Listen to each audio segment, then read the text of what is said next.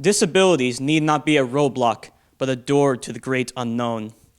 This is the mentality I had to maintain when I undertook the journey to overcome my Asperger's. And this is the same mentality that many scientists that existed before me also had to maintain if they were going to overcome their own personal disabilities. My name is Hrday Kowdley, and I am a psychology BS major, and I am here to tell you that it does not engender the spread of knowledge to create a bias against disabled individuals. Yet there are still remnants of a past society that still cling on to this belief that people with physical or psychological disabilities should not be allowed to contribute to the scientific community.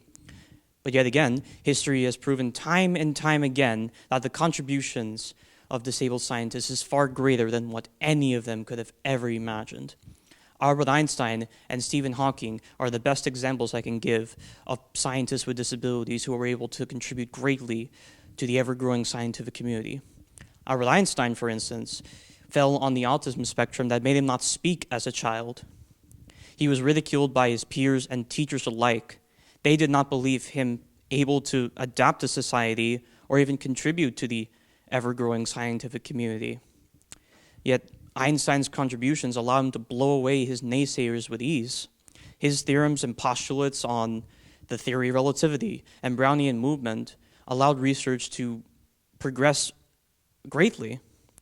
Organizations like NASA, for instance, use his research to understand deep space better. And this has been going on for many, many years. And then we move on to Stephen Hawking, the modern Einstein, as I like to call him. He was a physicist and cosmologist who had ALS, a condition which paralyzed him from the neck down and made him unable to speak, so he had to use a speaking device. Again, here was another scientist that upon first glance, we would not consider him able to contribute at all to the scientific community. But just like Einstein, Stephen Hawking's contributions allowed him to blow away his naysayers as well. His theorems and postulates on gravitational singularity and black holes allowed research to progress even further. And once again, organizations like NASA, who used Einstein's ideas, also used Stephen Hawking's ideas to further their understanding of deep space. Einstein and Hawking are among the many individuals out there who were able to challenge such prominent bias against anyone who harbored any negativity towards disabled individuals. And this is so heartening to know that there are individuals who are like Einstein and Hawking that are out there. And so I say, why should we harbor any bias at all against disabled scientists? People who have struggled on their journey, and their journeys have ended with success.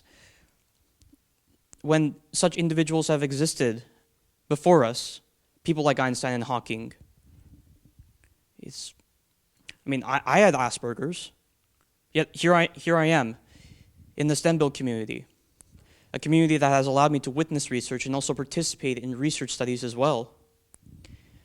I conclude my TED Talk by saying this and citing a very famous quote: "Never, ever judge a book by its cover."